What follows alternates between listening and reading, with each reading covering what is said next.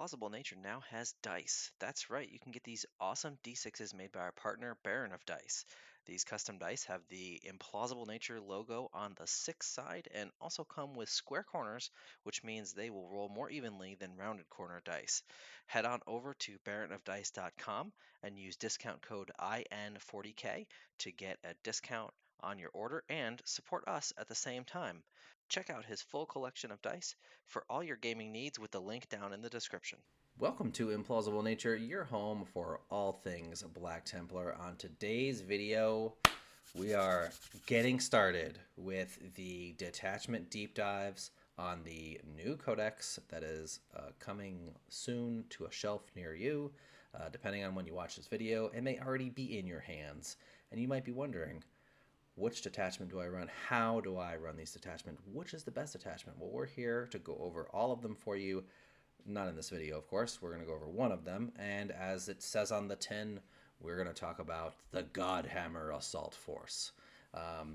Now, the community, the social media community, has been quite a buzz, I've noticed, with people interested in particular in this detachment. And rightfully so, because I'm particularly interested in this detachment from a thematic standpoint, because in our old 4th edition codex, it describes literally this detachment.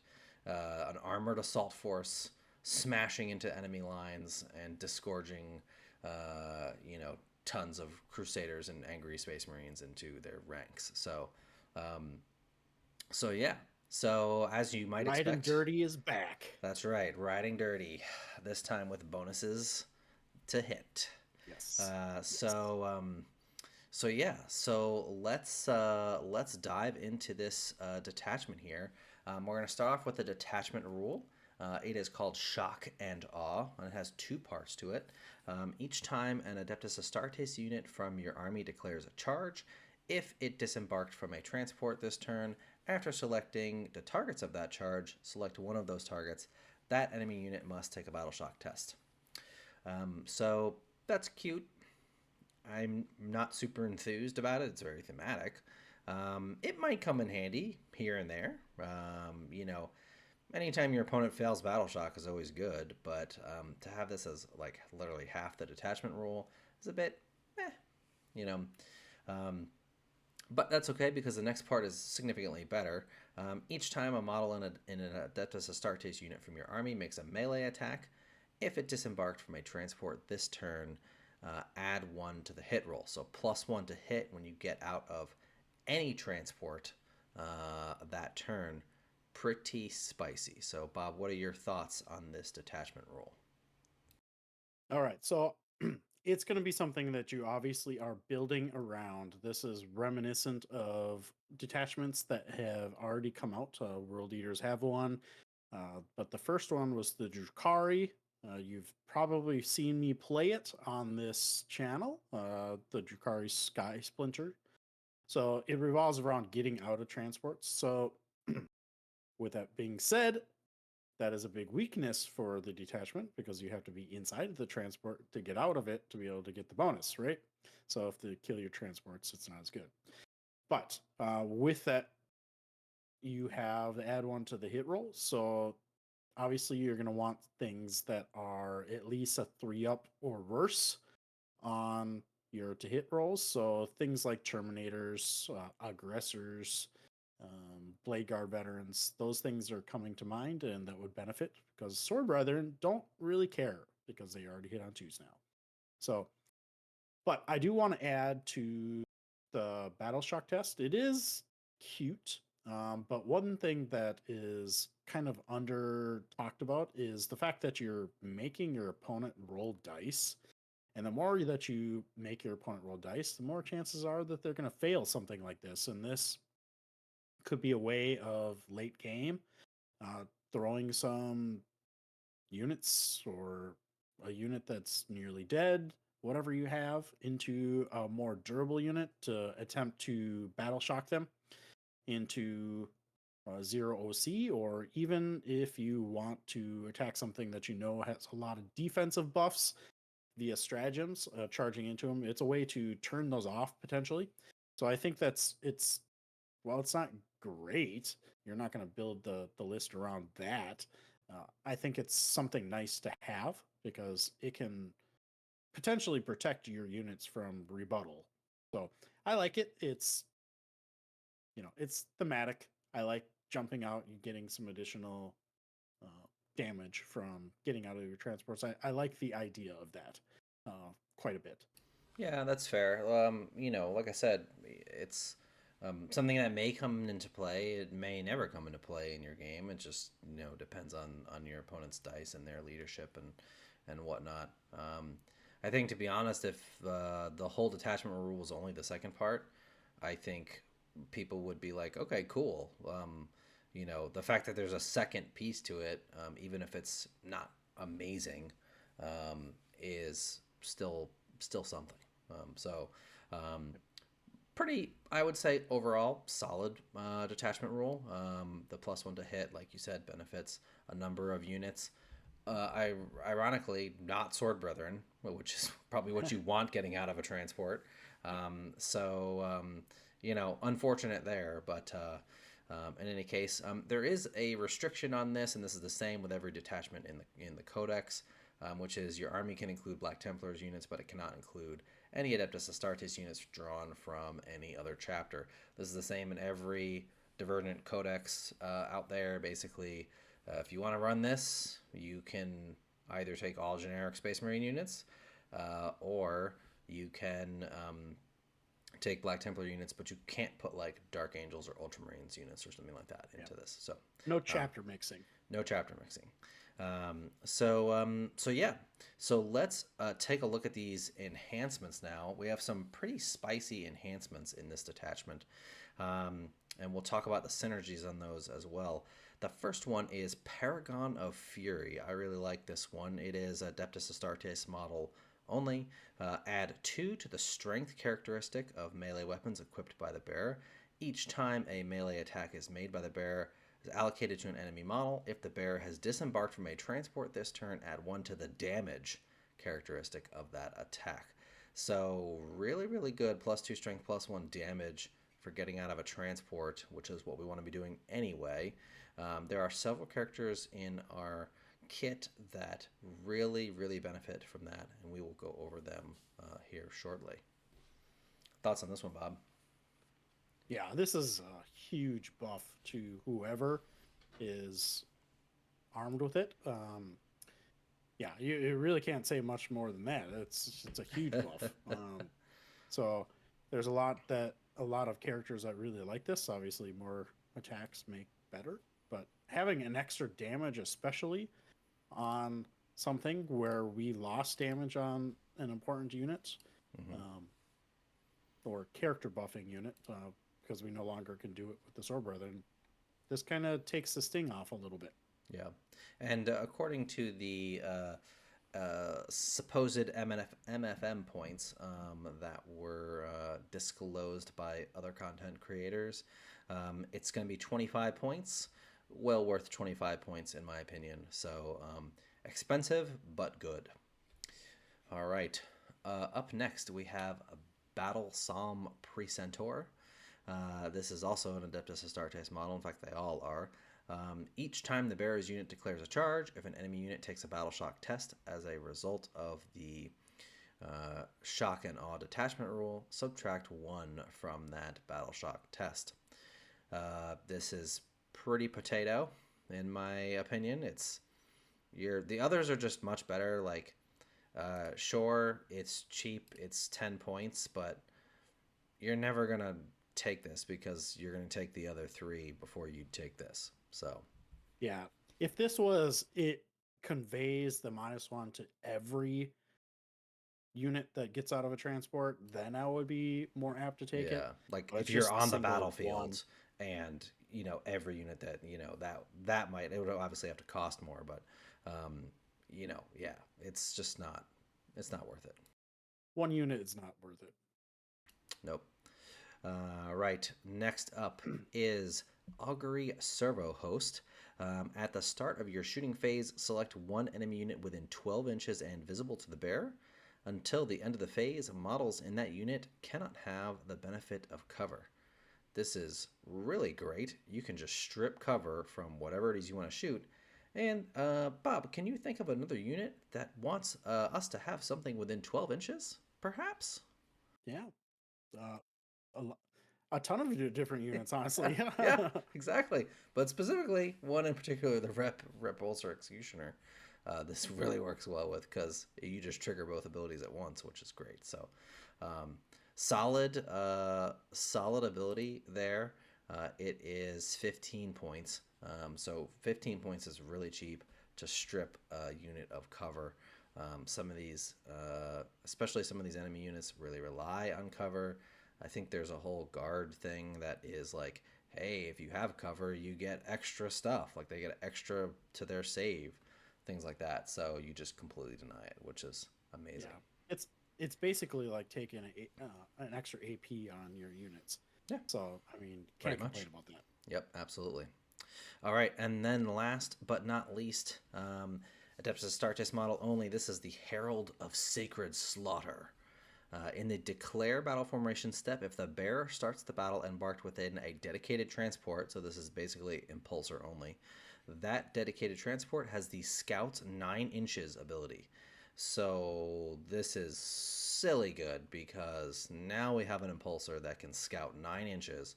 They're already pretty fast, and this whole detachment is about transports anyway. So yeah. I like it. I like it. This is very powerful.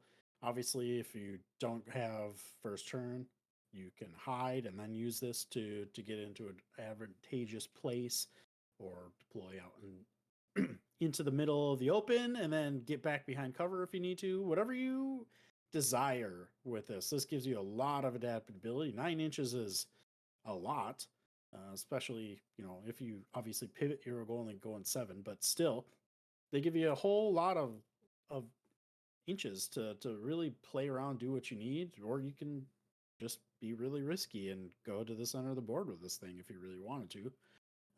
There's a Yeah. lot of play with this thing. And the nice thing with scouts is you will know when you do your scout moves who has first turn. So if you have first turn, you can just be ultra aggressive, go straight to the middle, do what you need to do, or whatever the case may be. Or if you know you don't have second turn, or you have second turn, you can push this guy up into a ruin or something like that, which we have a strat to help us with, which we'll talk about here in just a second. So a number of different ways that you can utilize this, and it's only 15 points. Okay, we're taking this pretty much every time. So so those are the enhancements. There is 3 quite good ones, one sort of dud, but you can only take 3 enhancements in a list anyway. So I'm fine with that because I've got 3 really good choices. Even if I don't take them all every list, 3 really good choices to choose from. Thoughts overall on the enhancements for this detachment, Bob? Yeah, they're very very good. Obviously, the Paragon of Fury is going to be the one that everyone kind of gravitates to because we're going to be close combat army. That's the one that really is going to be the first take. However, Augury, Servo-Host, and the Herald of Sacred Slaughter are also very good as well. Every army needs a little bit of shooting support, so Augury is going to be very solid with that. And then, obviously, Herald, we just talked about, giving your dedicated transport scouts. So the only thing that I would say that this is going to be spoiled for choice is it's going to be a little bit tougher because obviously points, and you're going to be taking transports in your list, which is going to add some points. So we have transport tax plus the desire to take enhancements. So you're going to be very careful in your army selection and how much you have of each unit to ensure that you have enough on the board to be present, honestly. Or just spend frivolously for as many things as you want. I'm just kidding. But yeah, as you only have 4 units in the whole army. But if they're 4 land raiders, what is your opponent going to do about that? No, I'm just kidding. So in any case, those are the enhancements. Like we said, 3 really good choices. Even if you don't take them all, you've got a good suite of options with a variety of things, which is nice. All right. So let's take a look at the stratagems now. Of note, you may recall from previous deep dives, all the Space Marine, Codex Space Marine detachments, and all the former Index detachments all had Armor of Contempt. No more. In fact, none of our 3 Codex detachments have Armor of Contempt. So we have 6 stratagems to discuss here. Wrathful Procession does retain Armor of Contempt, but it is the only one. So let's get into it. The first one is called a Ceaseless Cause. So this is at the end of the fight phase, and it is targets 1 Adeptus Astartes infantry unit from your army that was eligible to fight this phase. If your unit is not within engagement range of 1 or more enemy units, it can make a normal move of up to 6 inches. It cannot embark within a transport at the end of this turn if it disembarked from a transport this turn. So basically, whether you jumped out or not, you killed something, and now you're standing there, out in the open, with your chainswords in your hand.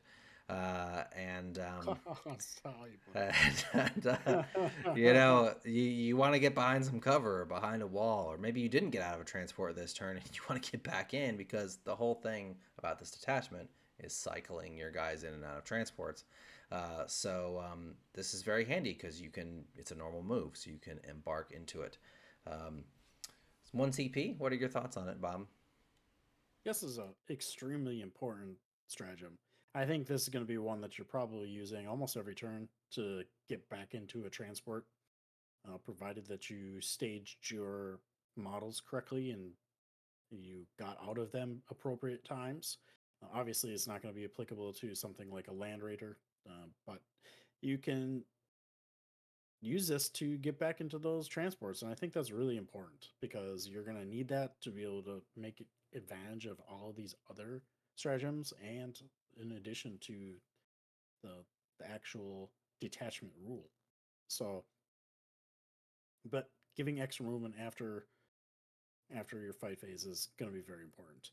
Very, very important. Yeah, absolutely.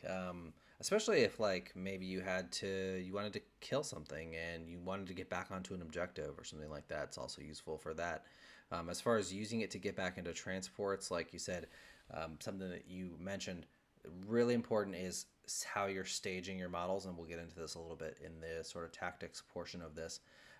You're gonna have to learn how to cycle your guys in and out of transports so that you have one that maybe is already on the board to use this strat to get into the transport.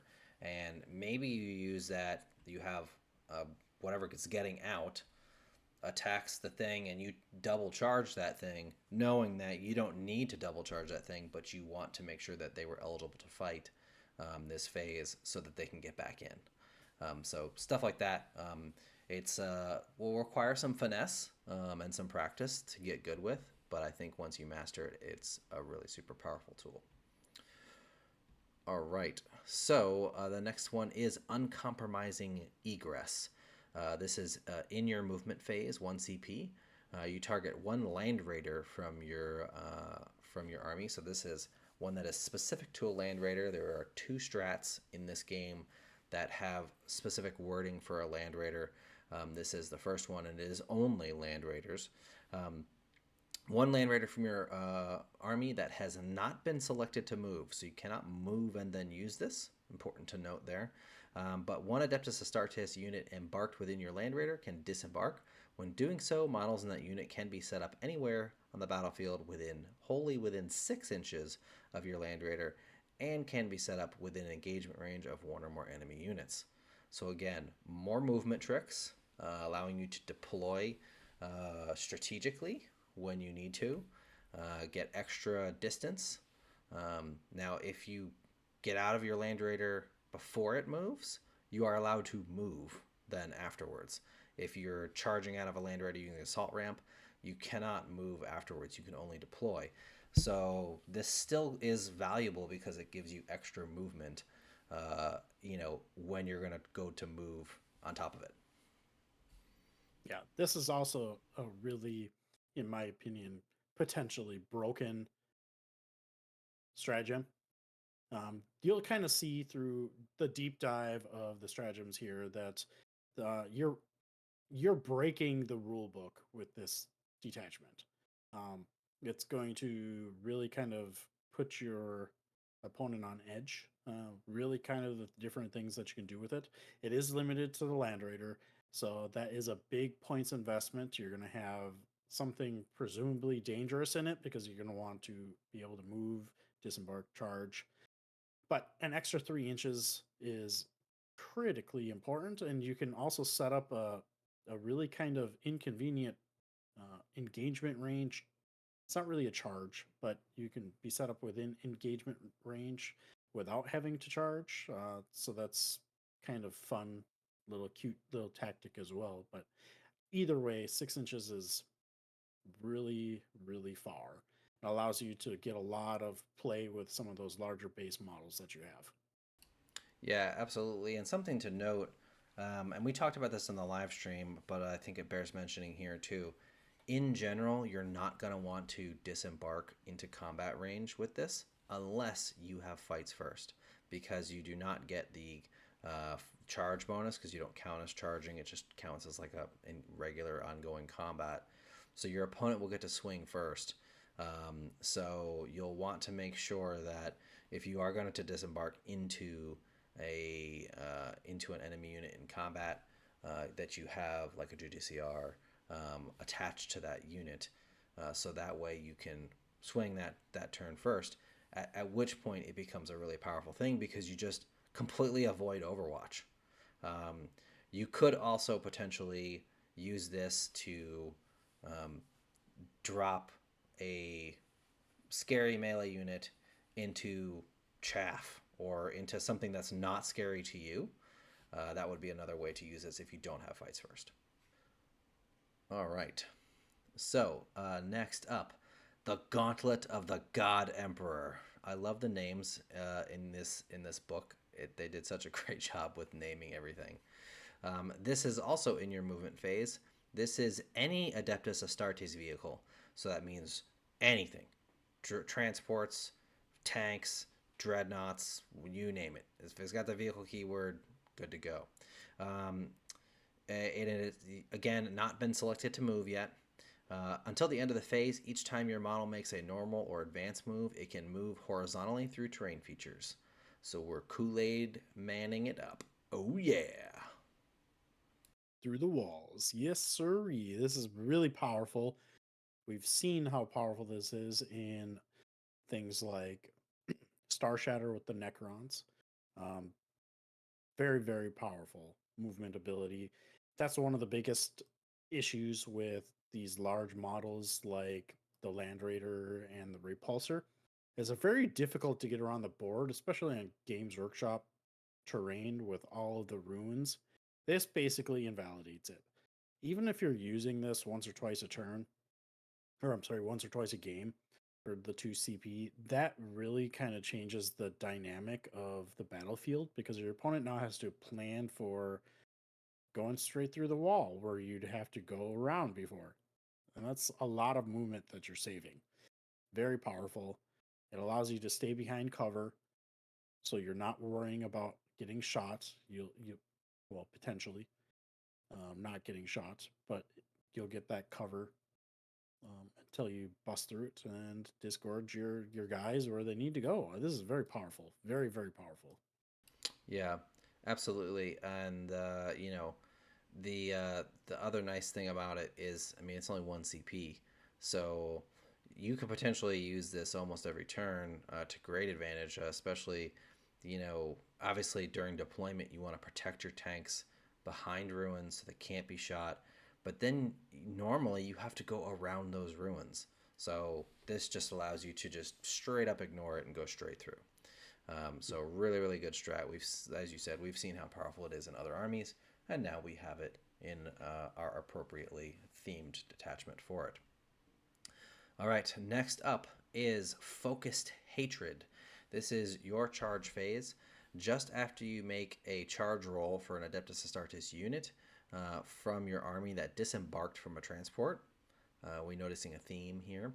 The target is that Adeptus Astartes unit, and the effect is until the end of the phase, each time your unit makes a charge move, models in your unit can move through models.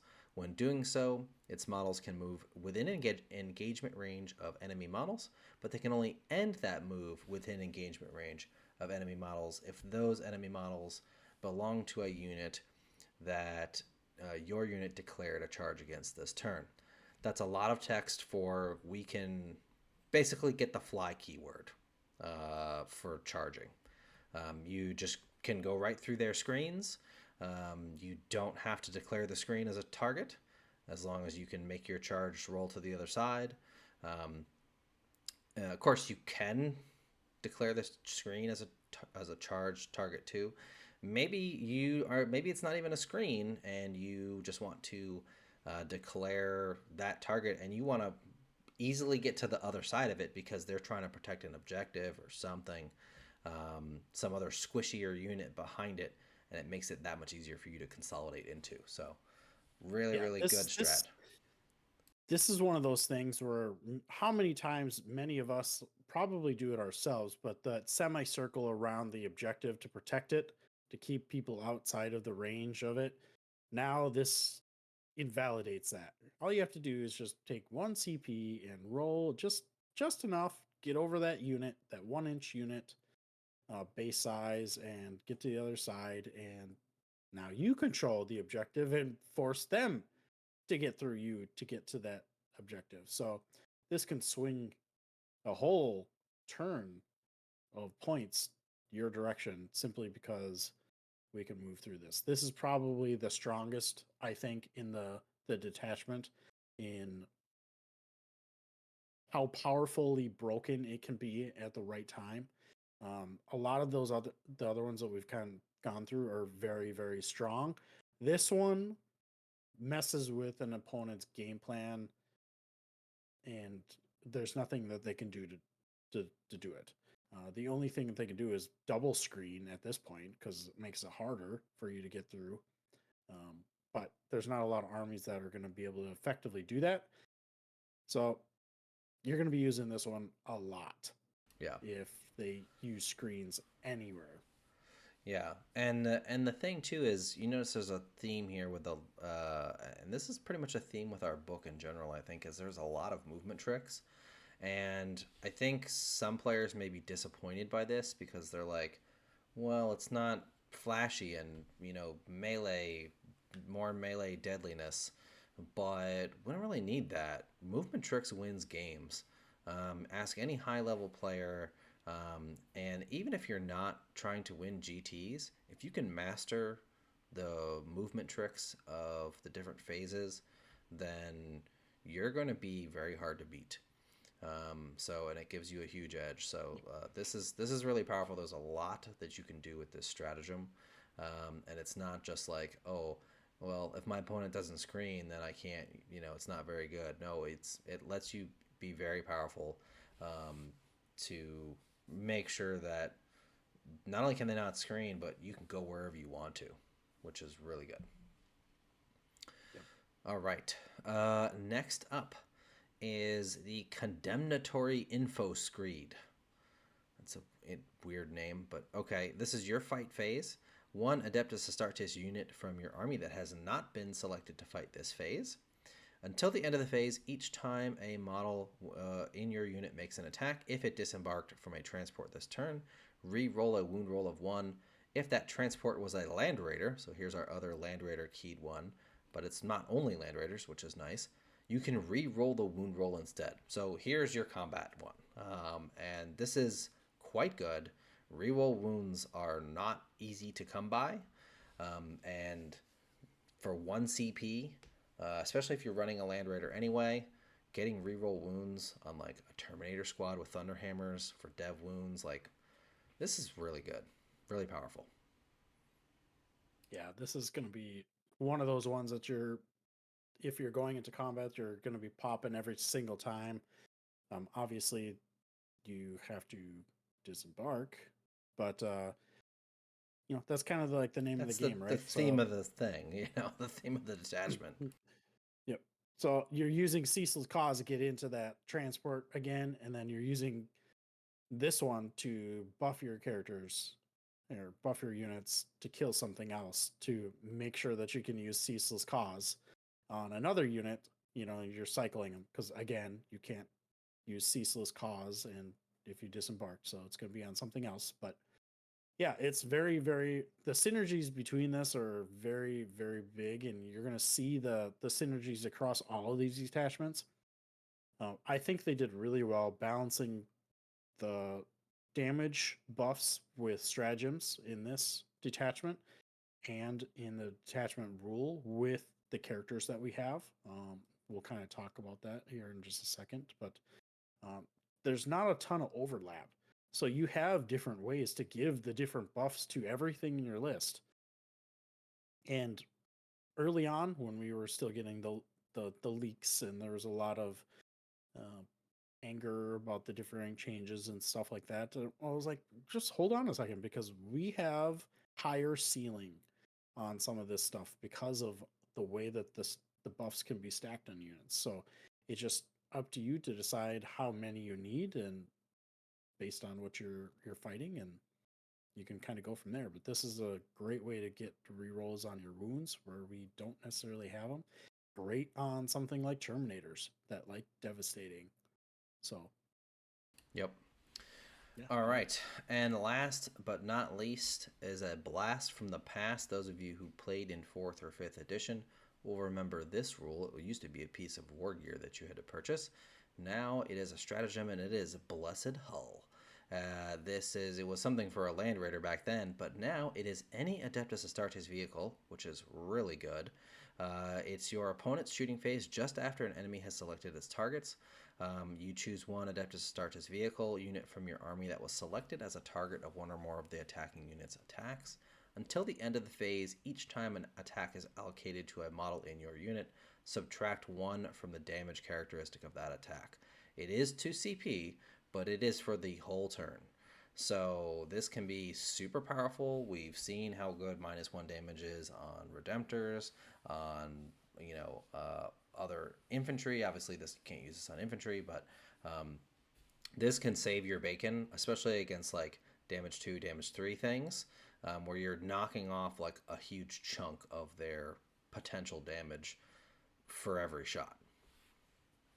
Yeah, absolutely.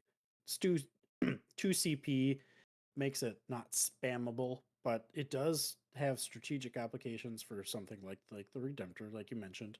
It can make your Land Raider that much durable. It can make any vehicle really that much more durable. But it is really kind of cheeky when you combine it with the Redemptor or something like the Stormraven, which we haven't talked about yet. Pseudo immortal units, -2 damage because they do stack. It's one of those stats that you can stack. So -2 damage is very powerful and makes it worth it there. So I think it's kind of fun. Yep. Absolutely. So that is the stratagems for this detachment. A good suite of strats here. None of them are really bad. None of them are really even mediocre. They're all solid in my opinion. They all have use cases. Some of them more often than others, but not a single really bad stratagem here. No, absolutely. I think these are very strong. If I would have to pick a detachment with the strength of the stratagems, this one probably is going to be it. The only bad thing is it's very reliant on getting out of transports. Yeah. So if your opponent is able to take your transports out, you will lose access to basically every rule that this whole detachment gives you, with the exception of a couple. So that's something you have to be really cognizant about. You are playing a risky game, but is that risky game fun? Hell yeah, it is. Yep. And it's one of those things that, like, yes, late game you can kind of run out of steam, so to speak, because you're out of transports or whatnot. Drukhari faces the same problem, except their transports are like wet cardboard, and Ours are, I mean, not amazingly durable, but they're more durable than that. So you just have to make sure that you have enough to do what you need to and do the things you need to early mid game. This is definitely an early mid game. Try to get as big a lead as possible, and then hold on for the end. Because you're going to lose some of your effectiveness when you lose access to being able to disembark all the time. Yeah, So, this list or this detachment makes me think Alpha Strike mhm, very much. yep, So there's a lot of comments I've seen on this one about its viability with drop pods because you are technically in a dedicated transport you're in a that you transport. Yep, disembark from, yep, but it's a one-time use. So you can use a drop pod in this strategically, especially first turn, but you're never going to get back into it. So you have to be very careful with the unit that you use with, and not really care about getting any other buffs after that. So So, speaking of drop pods, Bob, that's a great segue into let's talk about synergies. Since we're already talking about drop pods, it is a thing that you disembark from. You can drop it first turn, so there is synergy. To get those bonuses. Um, as you said, big downside is that you can never re-embark a drop pod, and they are 70 points. So I think if you're going to take any drop pods, to me, I would not take more than one, simply because I don't want to invest a lot of points into a thing I can't get back into to re-disembark later on. What are your thoughts? yeah, I agree. One unit to have a distraction card effect on your opponent, so that they have to really kind of plan around it, screen for you. Yeah, But guess what? We have a strat for that. So yeah, it's one of those things where it could have some use for you as an Alpha Strike threat.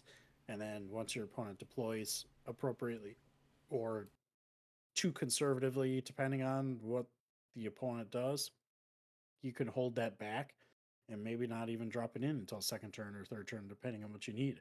So it is got some synergy, but you're not going to take multiple in this thing because, again, like we both mentioned, you can't get back into it, which locks you out of basically everything in the detachment at that point. yeah. I think something that is a good synergy if you're gonna take a drop pod is the Emperor's Champion, taking with a squad probably assault intercessors, just because they give him reroll wounds. I think is a good take. They're also cheap, so you're keeping the unit that you put in there cheap and fairly expendable. The reason I say the Emperor's Champion is if you're not yet familiar with his new data sheet, he gets +2 to charge against character units, and he gives that to his squad as well. So charging 9 inches stinks. Like, you want to try to avoid having to charge 9 inches out of deep strike as much as possible. And if you can charge a character unit, now you're getting +2. Now you're on a 7 possible command point reroll if you need to. That greatly increases your odds of getting in. The average 2d6 roll is a 7. So with potential to reroll if you need to, you're looking at a greater than 50% chance to make it. And then you get the bonus from disembarking as well. Which is the other downside to this is the the disembarking bonus is usually in melee, and on a 9 inch charge, I'm not confident that I'm going to make that. Um, but as Bob pointed out, the you can use focused hatred to jump over a screen to charge a character unit, which helps him tremendously because your opponent is going to know, oh, it's against character units. Well, I'm going to make sure my character units are not on the front line unless I need them to be, right? So I think if I'm taking a drop pot, it's probably the Emperor's Champion with a squad of something. Yeah, I think that's something that you could certainly do on it. Now, you're probably going to get questions about, do you put the enhancement on him to make him more powerful? I would not put Paragon of Fury on the Emperor's Champion, even though he does get the 2 strength, because you're only going to get the additional damage on him for one turn. So you're going to want to have something on it that has the potential to get back into a transport to at least get 2 times so you can get out of it and get that extra damage attack on it. So I would not put the Paragon of Fury on the Emperor's Champion for Not if a he's drop pod. yeah, not if he's a drop pod. I think it's a good enhancement for him. Which, speaking of which, some of you might be wondering, how are you putting an enhancement on him? Well, he's no longer an epic hero. You can still only take one, but he's no longer an epic hero, so you can put enhancements on him, which is amazing. So I think it's a great enhancement for him if he's not in a pod. If he's in a regular transport, then it's fine because if he's in a pod, it's basically a suicide mission. You're going to charge in, and there, even if you make it and kill something, great, but their army is going to collapse on him because they cannot allow him to sit there and run amok in their lines. So he'll probably die the next turn, in which case you spend 25 points. He's already 90 points. You spent 25 points on an enhancement that you get to use once. So, yeah. Speaking of that enhancement, there are several great synergies. He is one. Another one that I really like is the Marshal. Yes. The Marshal is great because he has an absurd number of attacks. He has 7 base. He gets +1 for each enemy unit. Every time he fights, he gets +1 for each enemy unit within 6 inches of him. So he can have up to 10 attacks. And with his mastercrafted lethal hits, critting on 5s, power weapon, that could be strength 7, damage 3 with lethal hits. So that's pretty spicy getting out of a transport. Yeah, it's very good on him because we talked about earlier is the more attacks you have, the more beneficial this is to your stratagem use or your enhancement use, because obviously you have more attacks that are going to possibly go through. You can get that additional damage through. So with the Marshal having the mastercrafted weapons now, that's a damage 3. So you're pseudo getting it back, and potentially you can scale up to an additional 3 attacks. So I mean, if you're hitting with 10 attacks potentially with this enhancement, that's going to do some damage. You're talking Helbert level of damage now. Yeah. And at portions strength 7, you are with the new accepting challenge vow, which is +1 to wound against things that are equal or higher toughness. You'll wound everything in the game on at least 4s. So really good, ability there for him.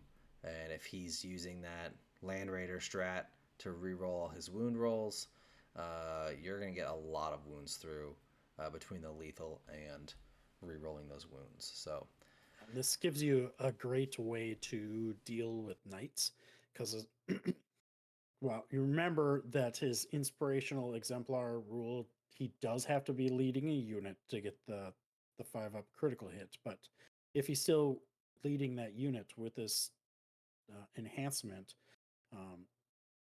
his lethal hits are going to be on 5-up. So those knights or armigers that you're facing potentially, and most likely because they're very powerful right now, you have a way to deal with them in melee. So 3 damage is no slouch against those armigers and vehicles in general, especially the higher toughness ones. So yeah, between our vow, this is a great way to deal with those, even if you don't take any shooting. absolutely. We talked a little bit about this during the detachment rule, the +1 to hit. Unfortunately, it doesn't really benefit sword bros because they hit on 2s. I guess technically it makes the hammer hit on 2s, which is cute, but it's literally 1 weapon on the squad, so it's not a massive buff. It would help them if you had a -1 to hit for some reason. There are some units out there that are just -1 to hit. So it would be helpful there. Sword bros aren't bad to take in this detachment by any means, but Bob, what are some other units that you really like that could synergize very well with this detachment? Well, I talked about several of them already, but the biggest and probably the most important ones are going to be the Blade Guard veterans. Those are going to be high power things that you can still take in this. So we actually are getting them in our new combat patrol That's box. right. So this Yep. would be something that you can certainly use uh, effectively for them because they hit on threes. So getting that +1 would basically make it a Sword Brethren squad. And then the math really kind of swings. So what you're going to be looking at, and it's going to a lot more even because lethal hits with 4 attacks hitting on 2s essentially for Blade Guard veterans is much more even than having only 3 attacks with lethal hits hitting on 2s. You will So have to take a lieutenant with them to get the lethal hits, of course. yeah, yeah, yeah. But seeing as there's not too many other options for them, none of our bespoke characters can lead them. A lieutenant's a great choice for them. So, yeah, I like Blade Guard. I also like Terminators with Thunderhammers and Storm Shields because they hit on 4s normally. So now they're hitting on 3s. And then, as we discussed with the Land Raider strat, you can get rerolls of Wound to 1, or if it's out of a Land Raider, which they're going to have to be out of a Land Raider. I guess technically they could ride in a Stormraven. They'll get full rerolls to wound out of that Land Raider, which they really like with those devastating wound Thunderhammers. Now, you are, of course, because of size limitations, only going to be able to run a 5-man squad, so you can't run a massive block of them. But I do still like them. They're not terribly expensive as a 5-man. I think they're 180 points. And if you take a Land Raider Crusader who has a special ability, which is basically you tag a unit with its shooting, and then anything that disembarks, both in shooting and melee, gets rerolls of hits of 1 and wounds of 1. So if they're getting out of a Crusader, then you're going to get rerolls of hits to 1. Since it's a Land Raider, you can pop a CP, get full rerolls to wound. It's pretty decent amount of damage they could put out by buffing just from them doing their thing. So I like Terminators as an option in this. I need to do some math on them.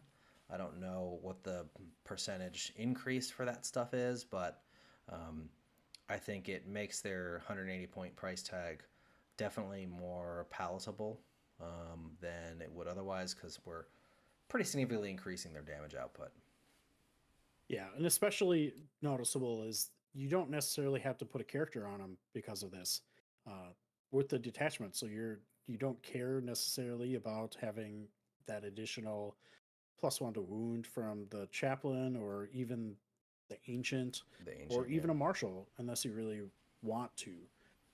But because you can get all these rerolls just from either the Land Raider Crusader and the +1 to hit from the Detachment Rule. So you may not even need them to do the damage that you need and to keep them cheap in addition to the Land Saves points Raiders. there too, and you're Yep. still going to get +1 to wound against things that are tough 8 or higher, which is where they really want it anyway. They're going to wound most everything else on 3s, possibly 2s. So yeah. Um, so yeah, Bob, Another unit. yeah, I was gonna say you mentioned another unit earlier. Aggressors are very powerful in this as well. What aggressor unit are you talking about? I still probably take our bolt versions of this one, but they hit on threes, so they have twin links, so they're not really going to care about that reroll. So this would be something that you probably would take with your Land Raider Redeemer, a 6-man unit, so that you can fit into that, jump out, shoot some stuff, hit them with your 3 attack power fist with twin linked, and do some hefty amount of damage to whatever you really want, because they're basically power fists with twin linked. So uh, strength 8, AP -2 damage each. You can use your stratagem on this one to get the rerolls. You don't even have to use the Land Raider if you don't want to. Um, but obviously, or the Land Raider Crusader if you don't want to, but obviously you can to get those double rerolls with the hit and the wound. But otherwise, you can do the Condemn, Condemnatory Info-Screed, and then you'll get that reroll one if you just want to use the CP. But you can also do the Flamers if you so choose on that. I don't think that's a bad take on it. I just like the ability to shoot further than 12 inches. That's always nice in case you kill everything within range. And then obviously you get that -1 extra for shooting something that's as close to you Yeah. with those bolt weapons. So I Yep. think they're a great take.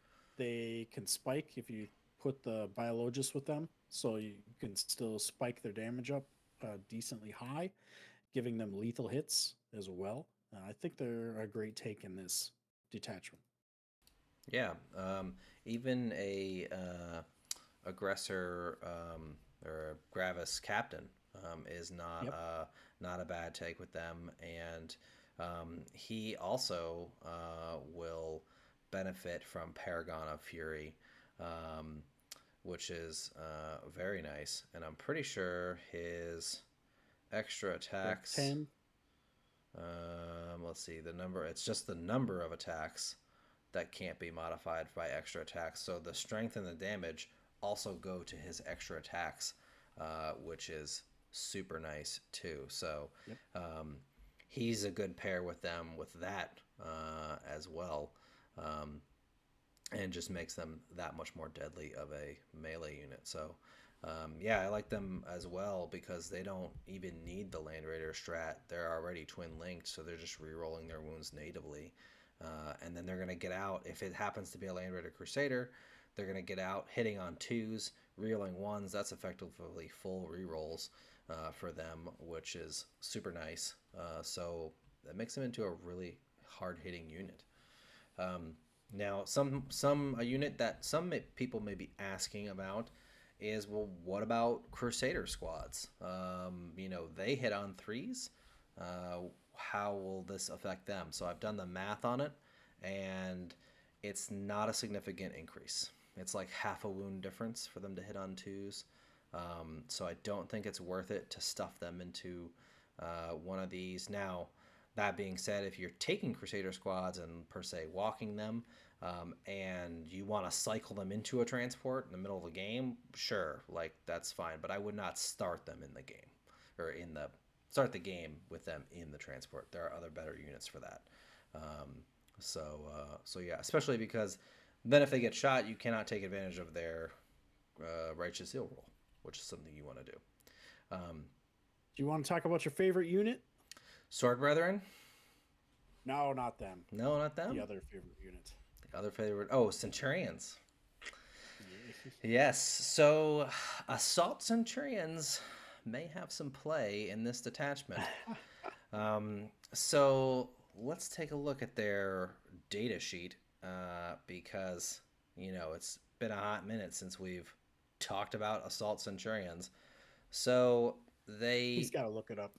I do have to look it up because I don't remember it offhand anymore because I haven't looked at it in so long. Their movement stinks. So, there's that. It's only 4 Perfectly inches. synergizes with our transport. With transporting them. Yeah, exactly. It also works out quite well with them for uncompromising egress because they get a whole extra 3 inches. That's like almost their entire movement value, which is 4. Yep. So yeah, they're quite durable. I have no problem with their durability. They're tough 7, 2-up save with 4 wounds. And their biggest problem is they suffer from a lack of attacks. They only have 3 attacks each. They hit on 3s. They're strength 10, AP 2, damage 3. They are twin linked, so you will get rerolls to wound, which is nice into tougher things. But combined with stuff like our vow accept any challenge, so now you can put them into those knights that are tough 11, Um, Things that are tough 10, other like most regular vehicles, they're going to wound on 3s with twin linked with AAC. Getting out of the transport, they'll hit on 2s, which maximizes their hits. And it also allows you to also get more hits in because when they attack monsters, vehicles, or fortifications, they have sustained hits too. So that's pretty nice. And they're 150 points. So they're not crazy expensive for 3 of them, which is really all you can fit in a transport anyway, because they take up 3 slots. And they can get the grenade keyword by sacrificing one of their Centurion bolters, which aren't very good anyway. So grenade good, because that's mortal wounds for basically 1 CP. What are your thoughts, Bob? I think they have potential play, honestly. It's about the most I'm ever going to get Bob to admit. I mean, hey, I had a full unit commission painted, so like I wouldn't mind taking them. I don't necessarily mind them at all. I do think that they got nerfed into the ground after um, the sins of our previous codex. Brother Sergeant Chadius, may he rest in peace. He was so good. He was so good. But alas, we're in a different world now where we have this Godhammer assault force where we can actually potentially take them into a Land Raider or a Stormraven and get them up the board quickly, drop them out, throw them into something tough like a monster on Nids or Knights, let them do some damage. I mean, you're looking at only like what was it, 9 attacks total for the unit, but yeah, even still, you're hitting on 2s, so you'll drop what 1 attack, maybe 2 at the most. So you still have 7. Then you're gonna get rerolls on your strength 10 attacks against whatever it is. So hitting on 3s, you're gonna lose another 2 or 3. So you got 6 going through at damage 3. That's not bad. So not terrible going against a monster vehicle. So is it something really tough? But it's not. No, but it's 150 points. So yeah. I mean, I think it could fit into the right list depending on what you need. If you don't have a great option for anti-vehicle, this might be a way to do that. And again, you also have to remember you might get some sustained hits in there too, so that'll also add some damage there. Question for you, Bob, on the Centurions. Would you take Flamers or Meltaguns? I probably would do Flamers because I like the ability to give clear chaff threat. Yep. Mm-hmm. Yeah, that's kind of what I'm thinking as well. I did some quick math. 3 Centurions into a big knight will do 15 damage. So you're not going to kill one unless it's wounded, but that's not bad for less than half the cost of a knight. You're doing, more than half its wounds.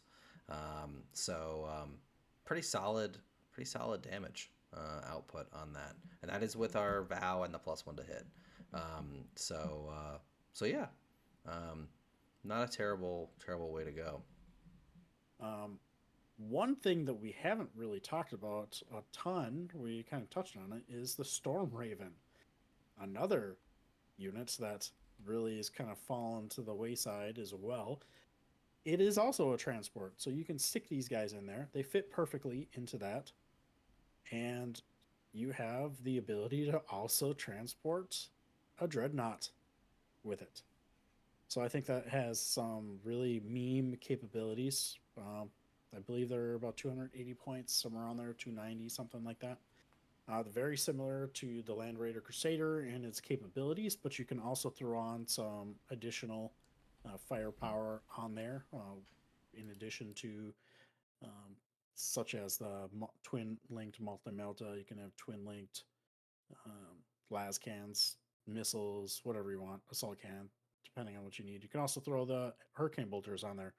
But what the key is you can fly that thing right up It does have the -1 damage to it, so you can protect it a little bit if you need to with some stratagem use Extra there. -1 damage. Yep, which is ridiculous. And then drop your stuff out, whatever it is. If even if it's not the Centurions, you can drop your stuff out, A aggressors, dreadnought. whatever it is, dreadnought, and then you can use something like focused hatred to really kind of play around with the charges a lot with that.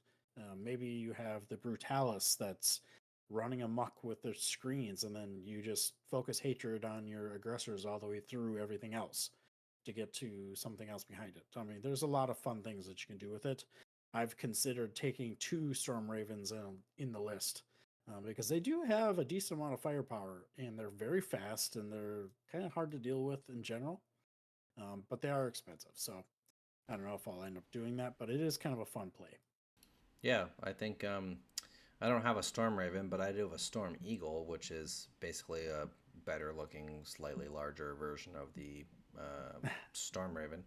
And it's lovingly painted and sitting in my glass cabinet behind me, unused for years because now it's Legends and before it was terrible. So um, I would love to put that on the table as a Stormraven Yep. proxy because it's a really cool model and flyers are fun, even if they're not great. But I think this detachment really helps make a Stormraven better, especially when you can give it an extra -1 damage. Yeah. Makes it pretty spicy. Yeah. Overall, I think the detachment is one of those ones. Real talk for y'all that like to say, "Hey, there's a lot of cope and overly over optimistic." I think this is the detachment that you're going to surprise some people initially in the first year or so of the book being out, and then everyone just kind of knows what we can do with it, and the surprise factor is going to be a little bit there. With that being said, you're going to go to a tournament with this thing. You're gonna get most opponents because it's tough. It's tough to get around these rule book in the trash can detachment with all the rule breaking that we do. But someone is gonna get you. It's gonna be the X and one detachment, in my opinion. Someone's going to be able to take down enough of your transports or take down the wrong one for you at an inopportune time, and you're just not going to have enough juice the rest of the game because you are spending a lot of points on those transports. You're taxed to make that work. Probably going to As spend a good opposed half your to, army on transports yeah, as because you want to opposed make to sure you have Jakar who enough. don't care. Right. You want to have make sure you have enough transports that attrition doesn't hurt you until like late game. So that's a key component of this, and I think um, not only taking multiple transports, but also taking cheaper units. So you don't want to go with like Death Star units. Like probably would not take Helbrecht and a Castellan and a 5 bros in this because it's still over 300 points in one unit. Yeah, they're great. They can kill a big knight. Yes, we've done the math on this. They will still kill a big knight on average. Um, but you're sinking a huge number of points into a relatively fragile unit, and you want to maximize the number of units because you're going to have fewer units anyway because of all the transports. Now that's not to say you can't take bros, and like we said, they don't quite synergize as well as other units do because they already hit on twos. But what they do, which is great, is if you wipe the unit, you get out, charge, wipe the unit, their native ability, exploit their cowardice. Well, I guess you can't wipe the unit, but if you get out, charge something, and then they fall back from you, your unit can just get back in the transport. So this is a detachment where you want to be getting in and out of transports. You can still do stuff like focused hatred with them. Rerolls to wound is great for them. And if your opponent falls back from you, they're either going to be safe in combat because maybe you're just running a cheaper bro squad with like a Castellan, so they're less likely to annihilate whatever they touch, and leave something in combat, so your opponent will maybe want to fall back from you, and then that just gives you the ability to get back in the transport. So they still have synergy with this detachment, even though they don't really benefit from the detachment rule.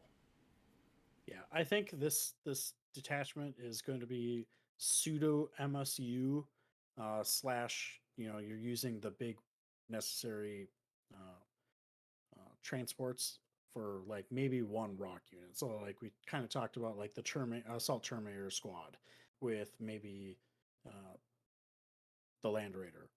Okay, that's your one rock unit, and then everything else is going to be kind of cheap.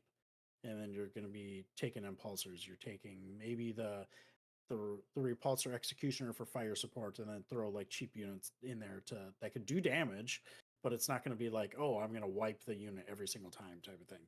You're We have units now that can be independent of detachment, have strength of data sheets, but you're going to want something cheap now to put into this to really effectively use it, because you have a lot of great stratagems, you have a lot of great detachment rules that you can buff a unit that's not necessarily strong data sheet. So I'm looking at you, generic Space Marines, um, that really can benefit from this detachment. Blade Guard veterans, aggressors, things of that nature that really benefit from this detachment.